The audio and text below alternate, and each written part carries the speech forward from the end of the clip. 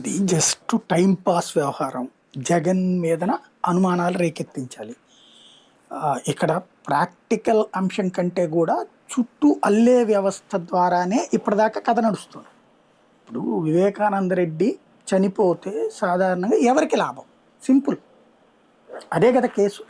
వివేకానందని చంపాల్సిన అవసరం ఎవరికి ఉంది? ఎవరు లాభపడతారు అతను చనిపోతే? దాంట్లో జగన్ అని చెప్పడంతోనే కేసు చచ్చిపోయింది. వివేకానంద రెడ్డిని జగన్ ఎందుకు చంపించాలి? ఆయన కుటుంబంలోనే తిరుగుబాటు చేసి పార్టీని లాగేసుకోవడానికి రెడీ అయ్యాడు.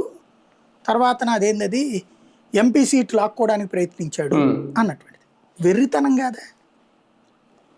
ఇది సోనియా గాంధీనే చీపోహమ్మని చెప్పేసి వచ్చి పార్టీ పెట్టుకున్నాడు.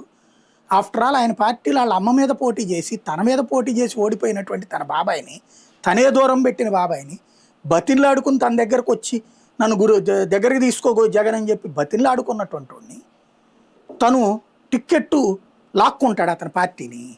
జగన్ పట్ల లాయల్టీ ఉంటారా వైసీపీ కార్యకర్తలు? వివేకానంద రెడ్డి పట్ల లాయల్టీ ఉంటారా? లేకపోతే విజయమ్మ పార్టీ లాక్కుని పెట్టుకుంటారంటే జనం అందరూ అటు వెళ్ళిపోతారా? షర్మిల పెట్టింది ఏమైంది? ఎవడు పోయాడు ఆమెకి? షర్మిల పెట్టింది కదా కాంగ్రెస్కి, ఇప్పుడు వచ్చింది కదా. కొన్ని పాత పార్టీని పాత సింబలేను కదా, ఏమన్నా అయ్యిందా? ఎవరైనా ఎగబడి వెళ్ళిపోయారా? వాళ్ళిద్దరి పేర్లే కదా ఎన్నాళ్ళు చెప్పింది. ఈవిడ కనుక కాంగ్రెస్ పేరులోకి రాకపోయి ఉంటే, ఇక్కడ పీసీసీ చీఫ్ కాకపోయి ఉంటే, ఆంధ్రాకి రాకపోయి ఉంటే ఇదే మాటకు ఒక అర్థం ఉండేది. ఏమో షర్మిలకి బాగా హవా ఉందేమో, విజయమ్మని చూసినే వేశారేమో. ఇది ఎవడమని నవ్వుతాడు? తెలుగుదేశంలో కూడా తెలుసు, వాళ్ళకు కూడా తెలియనంత పిచ్చోళ్ళు ఏం కాదు. కాకపోతే తటస్థులు సాధారణ ప్రజల్ని నమ్మించడం కోసమే ఆ మాట మాట్లాడుతూ ఉంటారు. Vivekananda Reddy case very simple, కుటుంబ వివాదం. అక్కడ